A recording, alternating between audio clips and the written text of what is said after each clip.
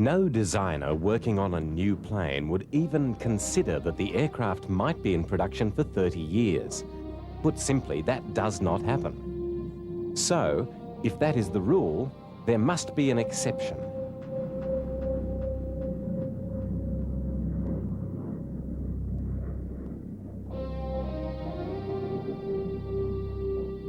The Lockheed Starfighter's general specifications were nutted out in 1952 and it first flew in 1954. The last F-104 to be produced rolled off the assembly line in 1983.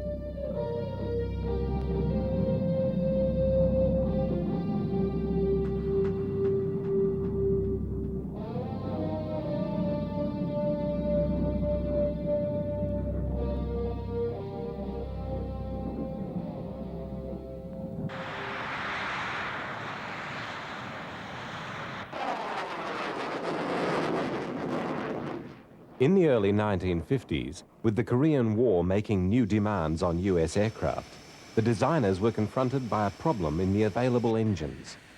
A new generation of engines was being developed, but these were still at very early stages, and the timetables for their availability were undetermined. Hence, the designers were uncertain whether to proceed with established, quite limited power plants, or wait for the new, lighter, and presumably more powerful projections. At Lockheed, the team led by Kelly Johnson, one of the best design groups in the world, was alternating between lightweight concepts built around the available jets or vastly heavier and more powerful designs based on projections of new engines. Johnson had joined the Lockheed company during the development of their Electra. He'd supervised some wind tunnel testing of the plane at the University of Michigan and had attracted the attention of Lockheed engineers with his constructive criticism of the plane. He was hired by the company, and it was his work on developing the Electra and the subsequent Hudson bomber into success stories that gave him a rapid rise.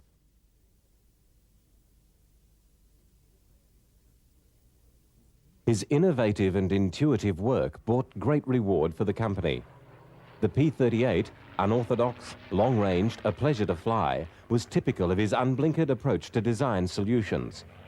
It was a success as a plane and as a financial proposition, being manufactured in large numbers. The Lightning's twin boom can be seen as part of the pace and engineering daring of development in aviation during the 30s. However, with the end of the war, things got a lot quieter. Still with much activity around the new jet engines and in civil aviation, but with little of the pre-war impetus and only limited funding. In the USSR, unlike most post-war countries, design of new fighter planes continued at a great pace. A long series of new designs appeared, and though some of them were woefully inadequate, eventually Russia began to make very impressive military aircraft in large numbers. The popular Western perception of the Russians was that they lagged in design and industrial competence, and so the state of development of their planes came as a shock to many when MiG-15s appeared in the sky of Korea. The US pilots, hard-pressed in their sabres to keep on top of the MiGs, called for radical new planes to give them back the advantage that they had been encouraged to take for granted. Kelly Johnson, visiting Korea, repeatedly was told by the pilots that they needed a plane with the edge on the Russians in height and speed, and they needed it soon. That settled the debate on Lockheed's next project. Seeing the need as being a plane that would go as high as possible, as fast as possible, he determined on a lightweight fighter. In a short time, he settled on what was to be the 104's most controversial design element, its extraordinarily small, thin wing. This was a departure from most contemporary thinking. In addition to its size, the wing also disregarded the highly swept shapes that had been adopted for supersonic flight. Wind tunnel testing began on hundreds of variations around the basic concept. Much of the testing was directed at proving the wing, because of the many doubts being expressed about it.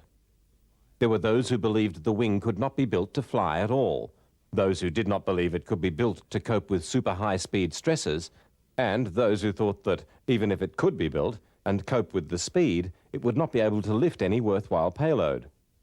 It was to be only 7 foot long, and to go from being just over 4 inches thick at the fuselage down to under 2 inches thick at the tip. New boundary layer control was employed to allow the tiny area enough lift for a short landing length, but it would have no internal provision at all for guns or wheels. Many elements of the design were studied during the supersonic wind tunnel testing.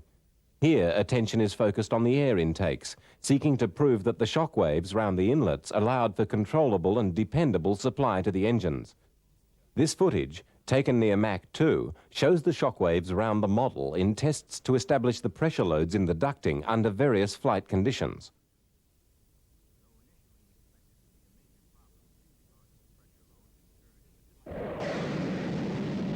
In addition to the wind tunnel testing of the 104, more unconventionally, the design was further tested as models bolted to 5-inch Army rockets and shot off over the desert.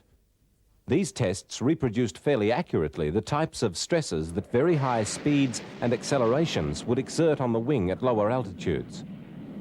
Not only did they allow for testing of the shape of the wing, but also its construction.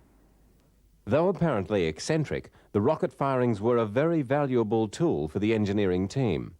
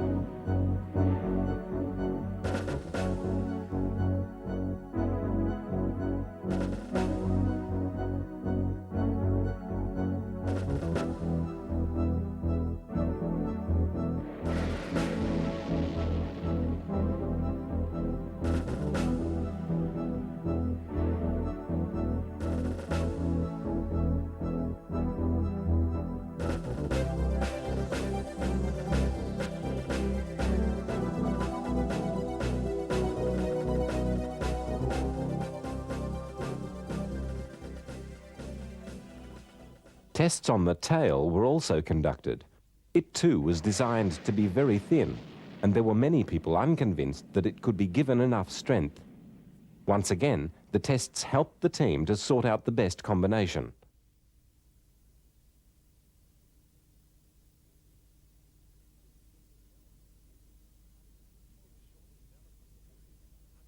In a short development period, hundreds of models were built as the basic elements were shuffled.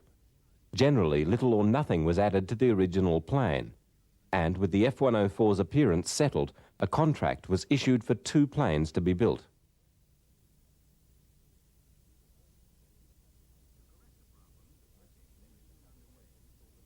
The first step in the fabrication saw the 3 fuselage modules mocked up in full scale.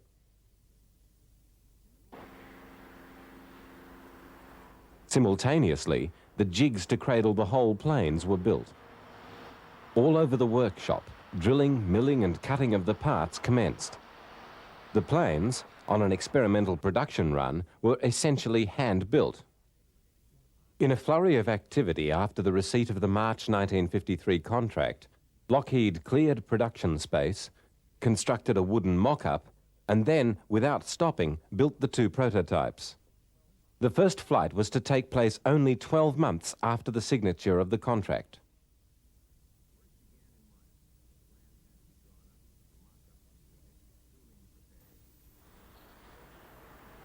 The achievement in that 12 months is astonishing. This was not a design that had been simmering away on the back burner for a long time. It had come into existence in late 1952. It was a leap forward in aviation, and technologically very advanced. However, its development was spectacularly rapid.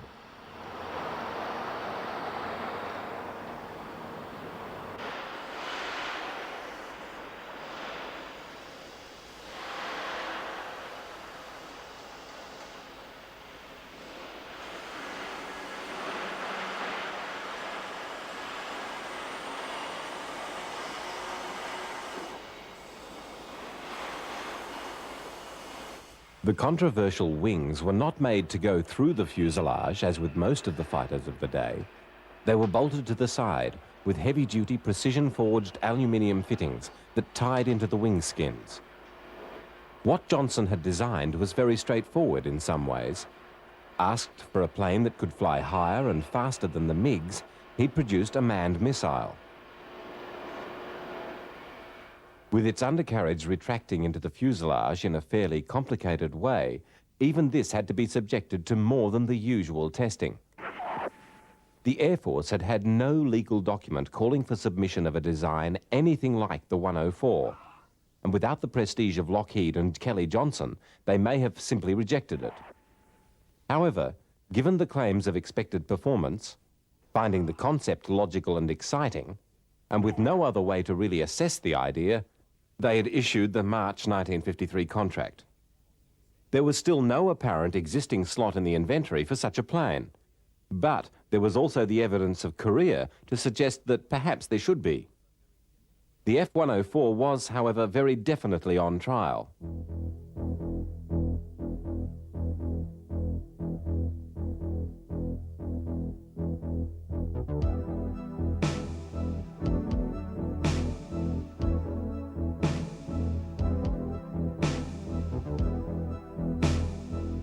The construction of the plane went ahead rapidly, with the major sub-assemblies coming together and vibration testing at Lockheed's plant.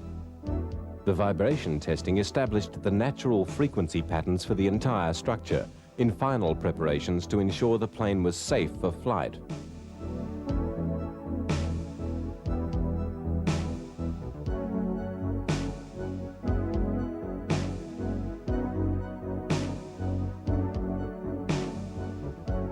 The F-104 prototype left the Lockheed plant in the early morning of February the 25th, 1954, amid tight security, and was transported to Edwards Air Force Base.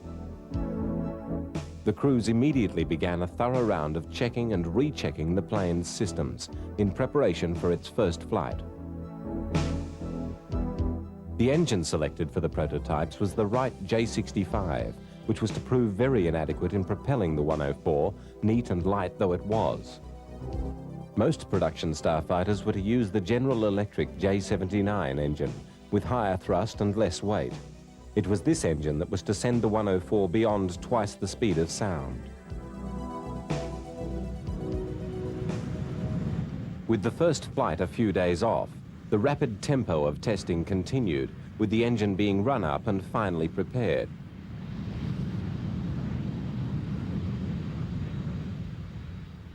For a number of reasons, including the fear of ejecting pilots being dismembered by the tail of the plane, the seat ejection was arranged to work downward.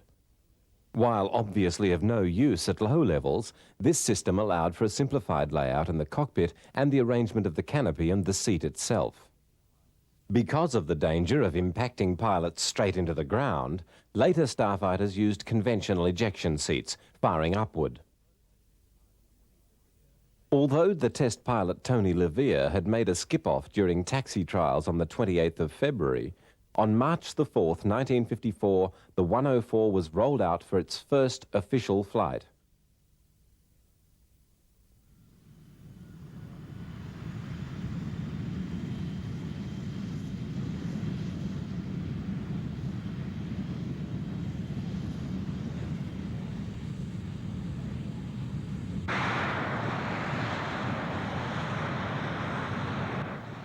Levere ran through a series of ground tests, operating the flight controls and checking that everything was working.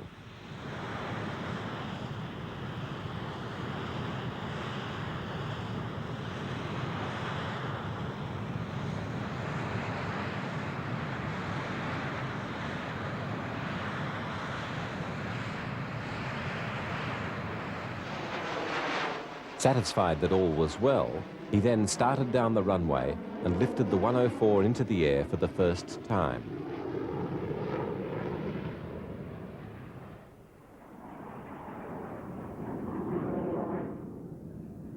In the weeks of test flights that followed, it became evident that the power plant was lagging far behind the Mach 2 potential of the airframe. But the Lockheed concept of the lightweight fighter was conclusively proved.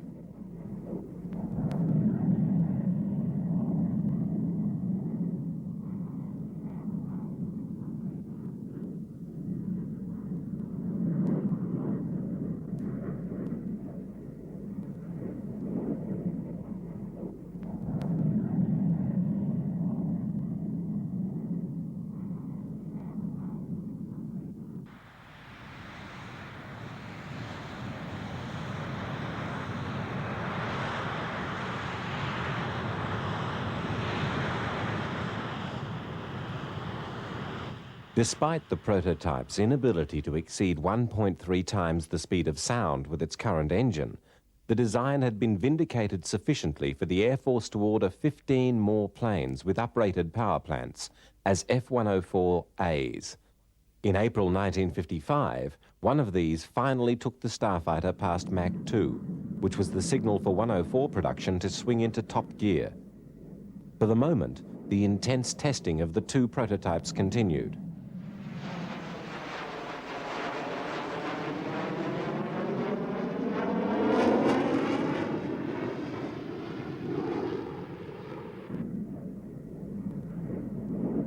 The prototypes, seen here flying together, were both to be lost in accidents during the test period, which was long and troubled. There were many incidents where bugs in the plane's engine or its other equipment were encountered, often in situations that were either potentially or actually very dangerous.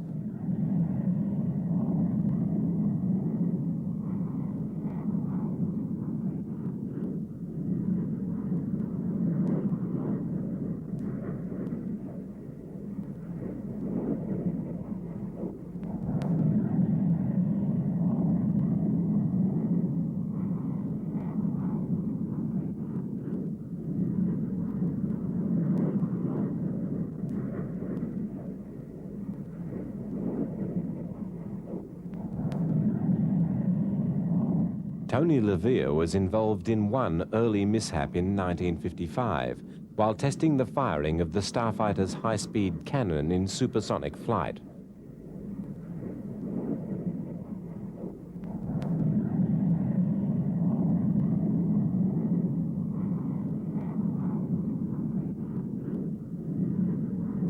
After a trouble-free first firing, LeVere started the plane on another run, ready to fire the gun again. This time, something went dreadfully wrong, and the plane lost all engine power. LeVere found himself having to make some very quick decisions. He was about 40 miles from base, but high enough theoretically to be able to glide back to land. This is what he set out to do, knowing that he still had a margin to eject from the plane, but also knowing that very soon he would have to commit himself to the landing as he passed below the safe limits for the ejection seat.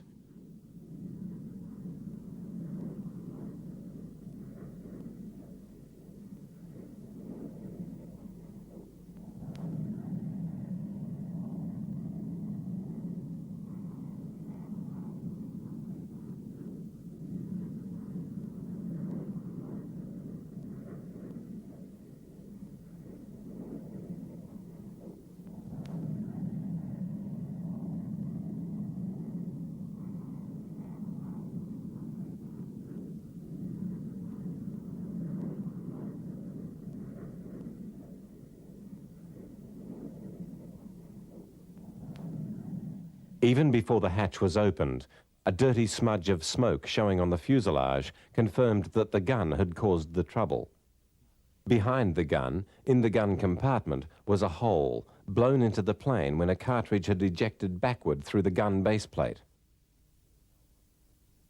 Relieved that the malfunction was in the gun and not in the airframe, the engineers fixed the plane and the tests went on.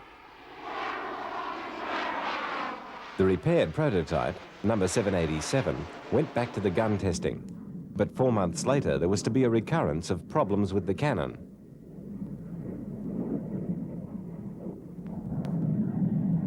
With pilot Herman Salmon at the controls, the 104 leveled out at 47,000 feet for its second firing run of the day. Again, there was an explosion, but this time the damage was major and the aircraft became uncontrollable.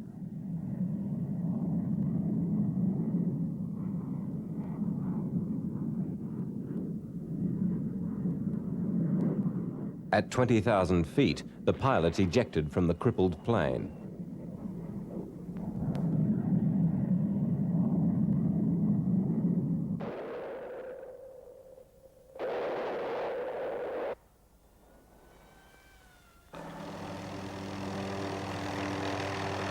Emergency services responded immediately, and Salmon was located, fortunately unharmed.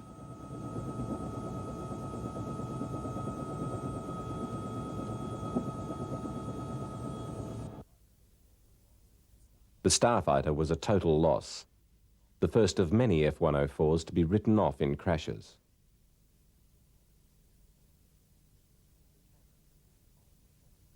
The cannon had been the obvious suspect in the crash, and it was established that again a malfunction in the gun had damaged the plane, this time with drastic effect.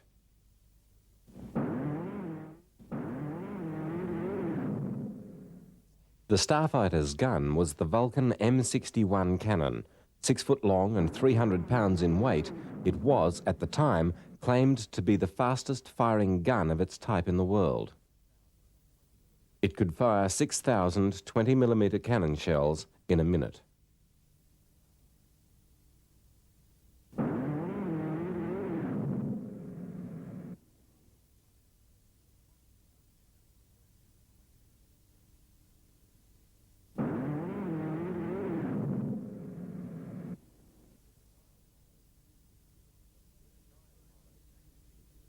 The design borrowed 2 features from the famous Gatling gun, first patented way back in 1862.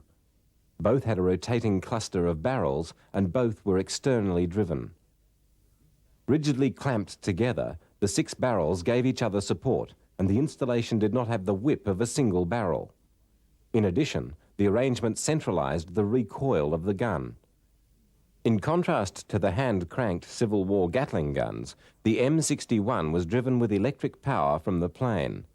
This did away with any need to attempt to trap and use the exhaust of the gun firing, which meant that the installation was less susceptible to corrosion or fouling.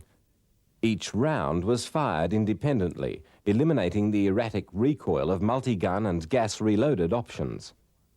At the time, the M61 was a new weapon, and the troubles that it caused in the early days of the 104 must be accepted as part of the teething that can be expected with any piece of advanced equipment.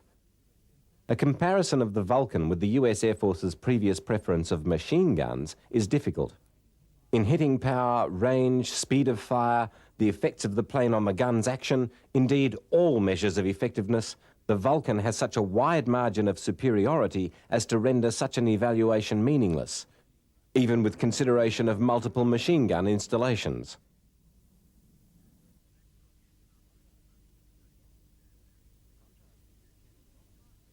Contrasting with Kelly Johnson's assessment, the military procurement policies after Korea demanded multi-role capability. So, despite the origins of the design as a single-function specialized fighter, provision was developed for the F-104 to carry a mix of weapons. Though the Starfighter's superlative performance was appreciated in the USAF, it was not seen as sufficient justification for the project, and Lockheed was forced to develop some unlikely attachments for the plane in trying to convince the Air Force to stay with the project. Among these was this trapeze installation to allow the carriage and delivery of the Genie nuclear rocket.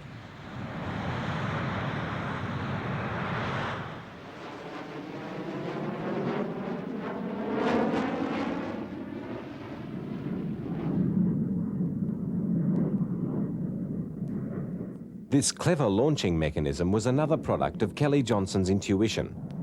Put the challenge that his plane could not deliver the device over a combat radius of 650 miles, Johnson undertook to have it do just that within 60 days.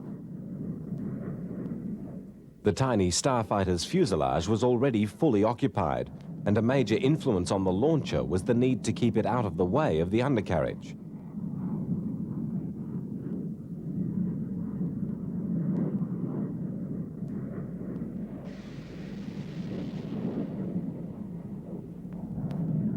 With little fuss, the 104 demonstrated successful firings of the Genie at 56,000 feet at above 1.7 times the speed of sound. But the ability of the design to respond to such a challenge was to serve it little good in the Air Force's eventual assessment.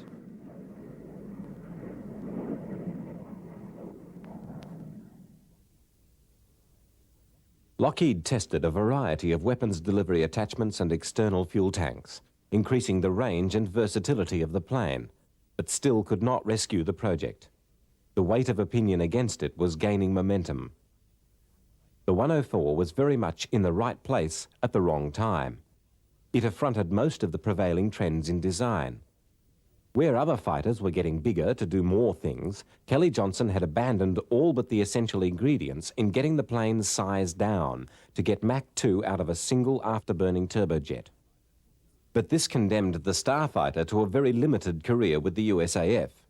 There was simply no way to cram all the rapidly expanding hardware of radars, aiming controls and other new avionics into the little plane.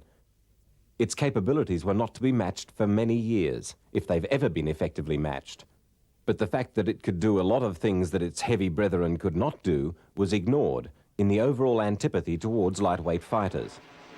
It lacked all-weather capability, lifting power and range, the assessments said, and these perceived failings were eventually to decide the issue. The project was set for financial failure, but the work that had started on giving the F-104 greater versatility went on apace, trying to forestall the inevitable and keep the Air Force involved in the plane.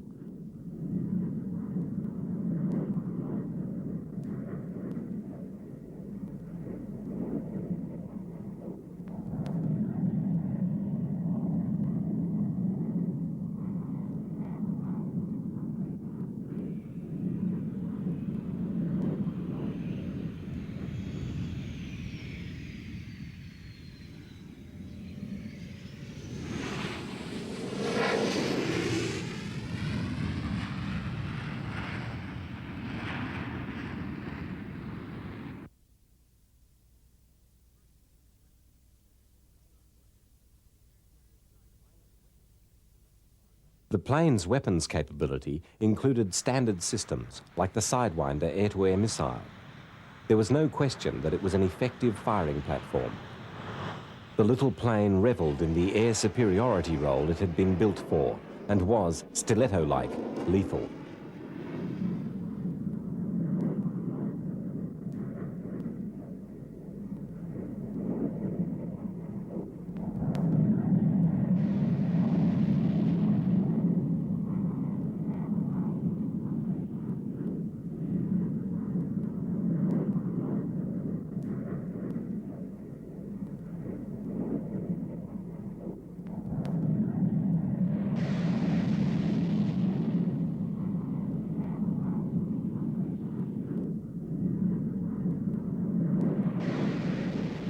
More sophisticated radar and fire control packages were developed for the fighter, and prowling B-47 bombers were detected and intercepted with great efficiency. But the Air Force was fully aware of the fighter's capabilities and preferred other options.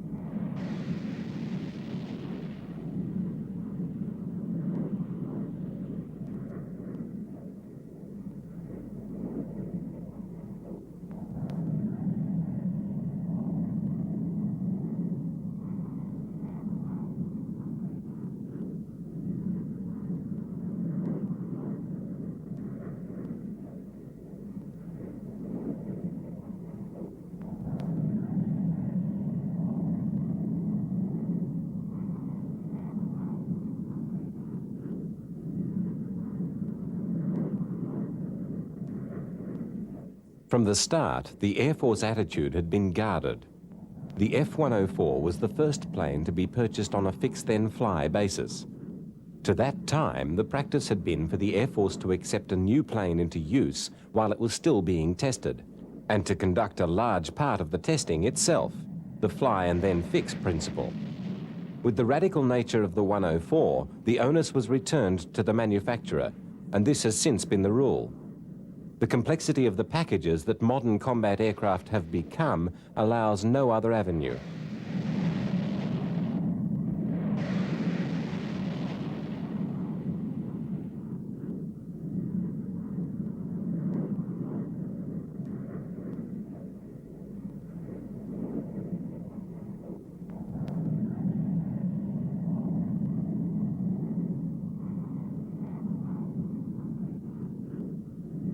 As the prospect of large USAF orders faded, another market was quietly revealing itself in Europe. The pure performance of the plane was remarkable, and with its rapidly expanding tactical capability, it was maintaining a position as the design to beat. On top of the expansion in the weaponry of the plane, during 1958 and 1959, it was sent on a spree of record setting to reinforce the message of its potency. Even when the new F-4 Phantom II broke some of the Starfighter's records, the F-104s promptly set new marks outside the F-4's ability. Essential to the Starfighter in overcoming criticism of its limited range was that it accommodate in-flight refueling technology. At the time, this was still very new, and expensive lengths were gone to in setting the plane up. The 104 had to display capacities in ordnance, range, and technical sophistication that had been deliberately excluded from the designer's original consideration. These were now deliberately reworked into the performance spectrum to prepare for the potential specifications to be set by the West German Luftwaffe.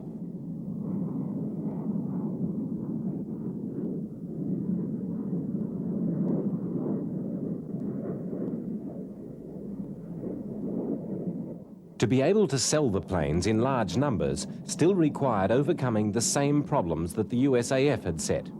It had to be developed into a multi-role all-weather strike aircraft, and with question marks already over the plane, it had to compensate by not simply succeeding but excelling in the tasks it was set. Even so apparently simple a task as aerial refueling.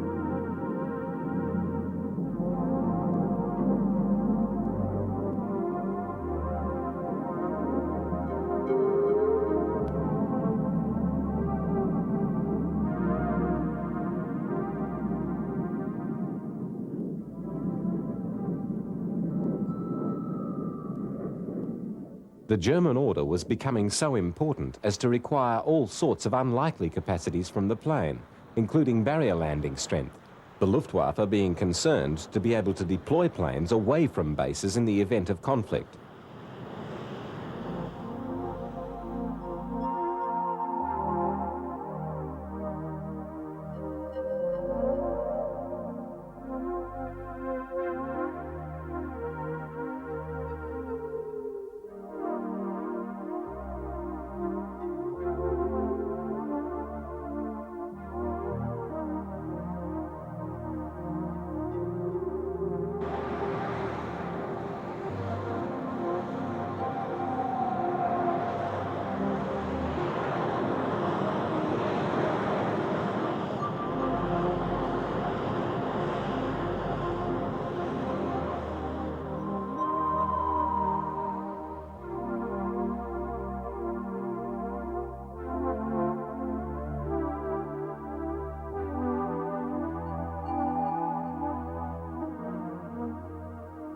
The plane displayed that it had the strength to cope with this artificially shortened landing, but the challenge to the pilots was another thing entirely.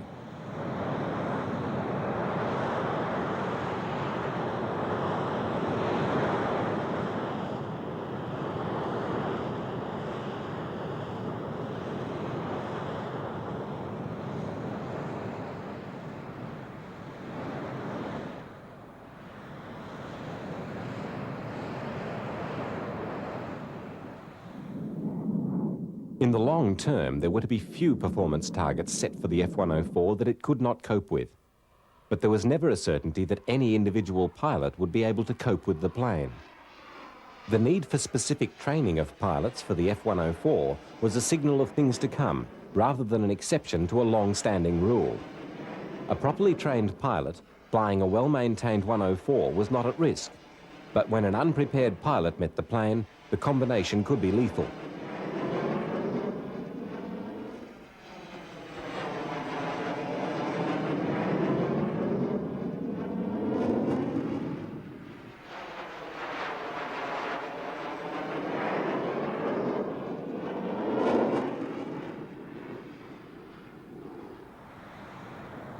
The Starfighter's survival had become dependent upon sales in overseas markets, and the development of the plane became determined by the specified and perceived needs of the NATO clients.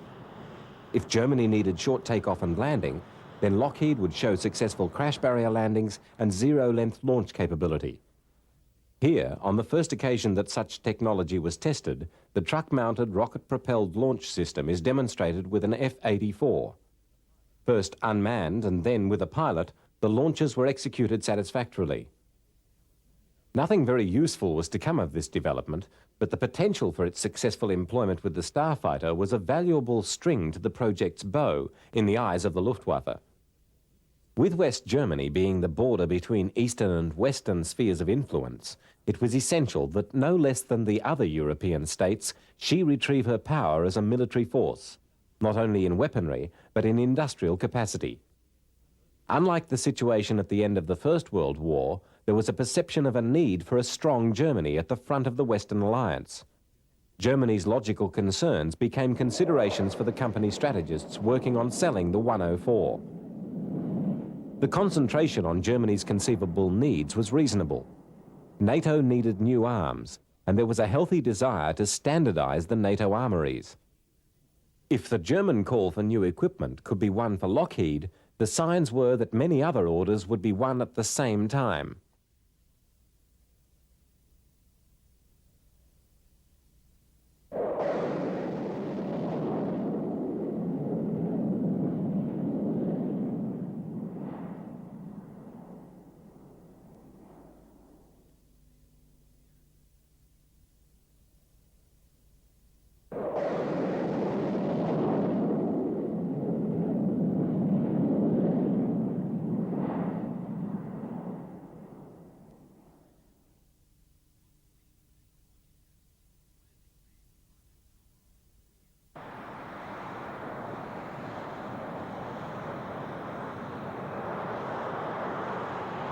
The nearest the Starfighter was to get to a regular use of rocket-assisted takeoffs was with the specially built 104Ns, which employed rocket firings in exposing potential astronauts to operating hydrogen peroxide thrust controls in the thin air over 100,000 feet.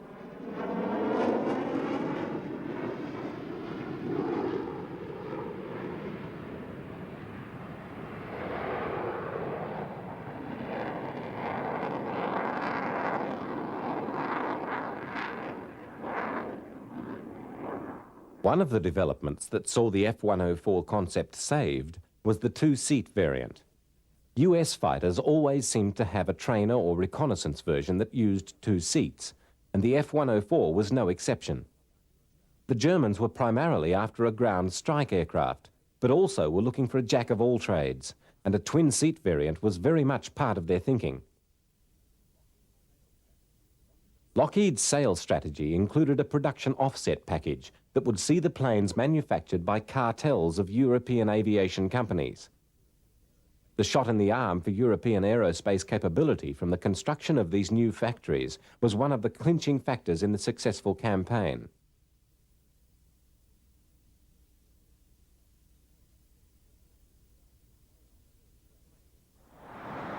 The plane itself performed very well.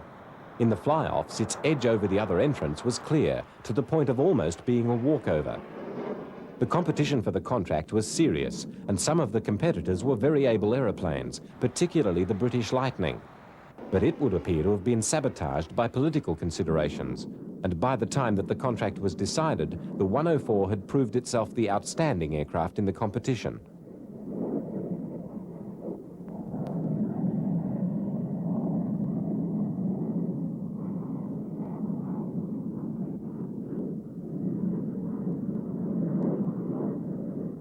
The development period had been long and plagued by various troubles, and the plane's reputation as a hot ship had cut a bit both ways, in that its unquestioned performance could be very unforgiving to the unwary pilot. There were constraints on what a pilot could get away with in his 104. There were to be over 8,000 flights in the test series using 52 aircraft, and several of the planes were lost through equipment malfunctions and pilot errors. That the Starfighter arrived near the junction between two ages of aviation meant that its technology was virtually all new and untried. This meeting of the two ages is almost comically embodied in this sight of the 104's trim nose bolted to the front of a DC-3 during testing of the Starfighter's avionics. The plane was not the first US design to seek lightweight and smallness as virtues. For example, the Bell XP-77 had nearly gone into production during the Second World War. The wing, too, was not without precedent, being very similar to that of the X-3. But the Starfighter was revolutionary in many ways, and as the program went on, it was surrounded by controversy, much of it not centered on the airframe, but sufficient for the Starfighter to be unfairly dismissed as a lemon. The USAF pulled its 104s out of operational use after only 2 years of service, though later, during Vietnam, some were to be deployed in Southeast Asia as high-flying MiG-cap for the B-52s and in low-level tactical support strikes.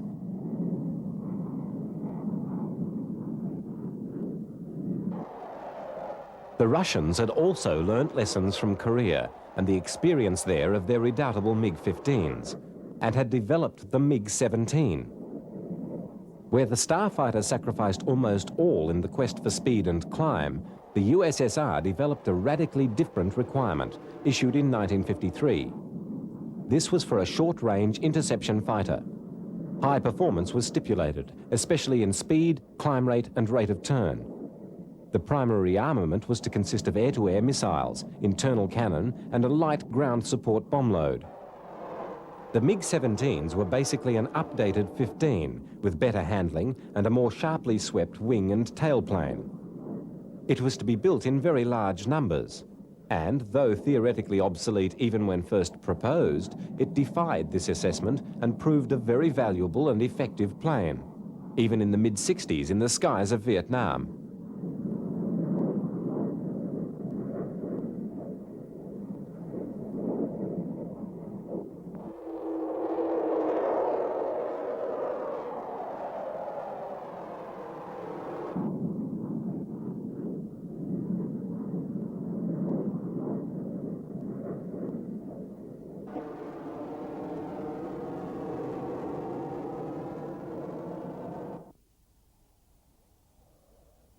US thinking was totally different. If we ignore the F-104 and look at the other Century fighters, we find that they all were much larger planes. They also shared a commitment to state-of-the-art technology with varying degrees of success. The 100 Super Sabre, the 101 Voodoo, and the 102-106 Delta Dagger Delta Dart all faded fairly rapidly into history, seeing limited service in Vietnam. They all reflected in their way the concept of the fighter as a standoff missile launch platform. Theoretically, they were specialized aircraft, devoted to facets of an overall fighter spectrum. But during their careers, these divisions tended to fade, as each developed multi-role capacity. The 100 and 101 in particular grew into different uses.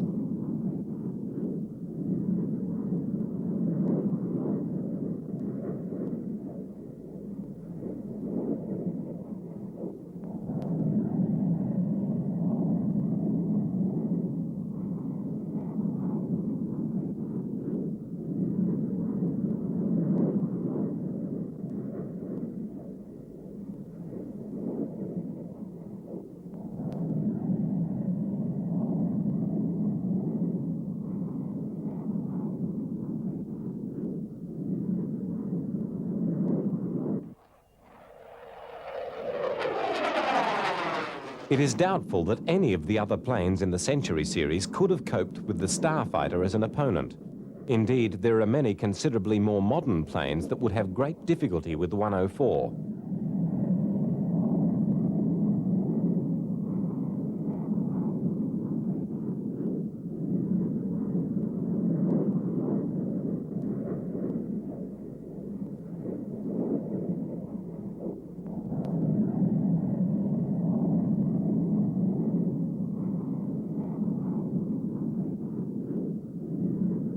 The overseas sales program with the Starfighter not only rescued the project from the brink of financial disaster, but made it into an outstanding success for the company. With the deals on production, it went into service with 14 air forces and was the nearest to a standard Western fighter plane to have been achieved. The fire control systems and other controls were virtually tailor-made for each country's version of the plane, and it came to be used in many ways. The 104 may have had a reputation for demanding the respect and care of the pilot, but it also had a reputation as the hottest thing in the air. The customer air forces around the world employed it in a variety of roles and persisted with its development throughout the years that followed, right down to the last ones, built in 1983.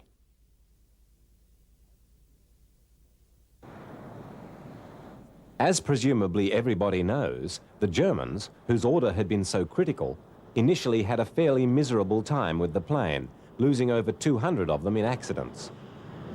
The reasons for this are many, but little blame can be apportioned to the plane itself.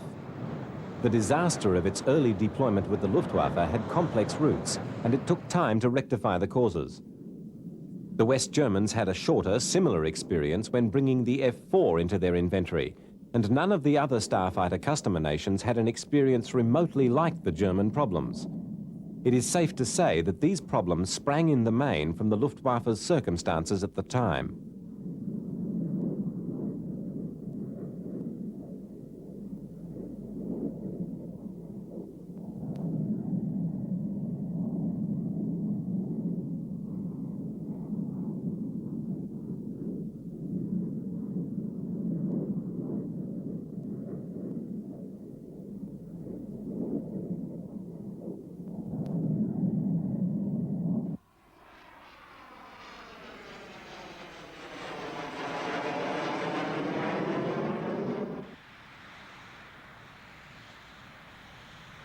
Lockheed maintained its own private Starfighter as a promotional device, flying almost constantly round the world in search of orders, and in later PR efforts to try to rescue the plane from the snowballing bad publicity that was attaching to it and turning it into possibly the most controversial aircraft of all time.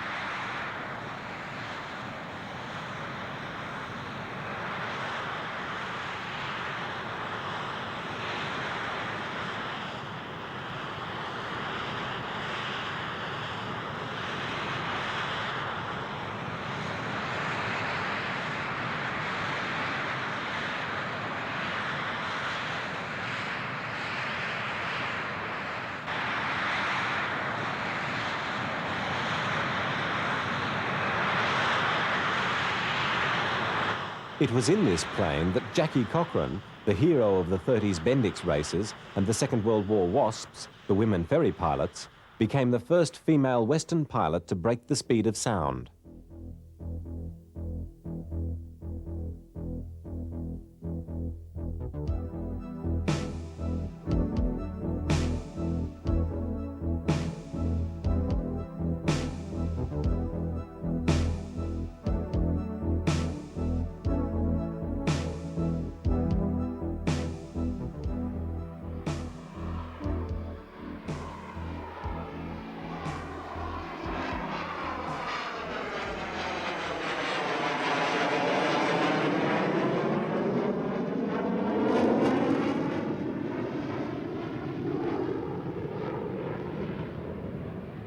Kelly Johnson's design team proceeded from a plane with almost no wing to a plane with extraordinarily long wings, the U-2 spy planes, and then to the remarkable Mach 3 SR-71 Blackbird.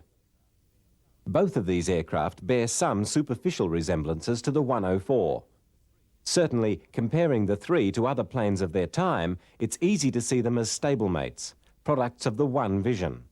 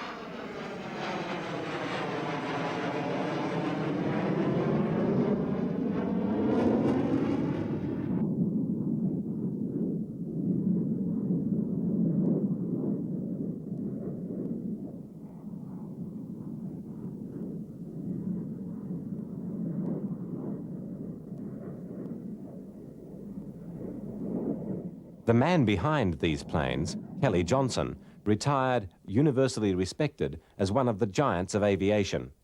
His designs over his long career having constantly been at the cutting edge of their time, and some far ahead of their time. The 104, redesigned with bigger wings and greater maneuverability as the Lancer, was put forward in the fighter competition that saw the F-15 come into mass production. The proposal would appear to have not been taken very seriously, and no Lancers were built.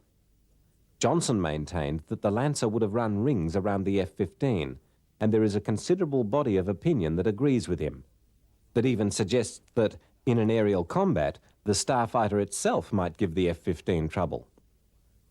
The problems of the 104, right from the unavailability of powerful enough engines for the prototypes, and then the unreliability of the J-79 when it did become available, had continued throughout its early career.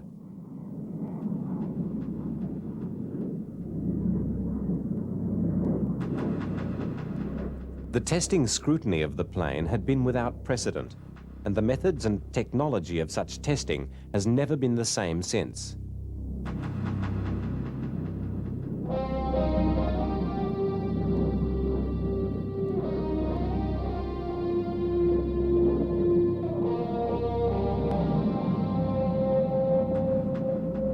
The development phase had seen some major troubles, like the problem of pitch-up, overcome in a test process that refined the ideas relentlessly and polished the plane into a powerful and reliable, though still eager, skittish and restive weapon.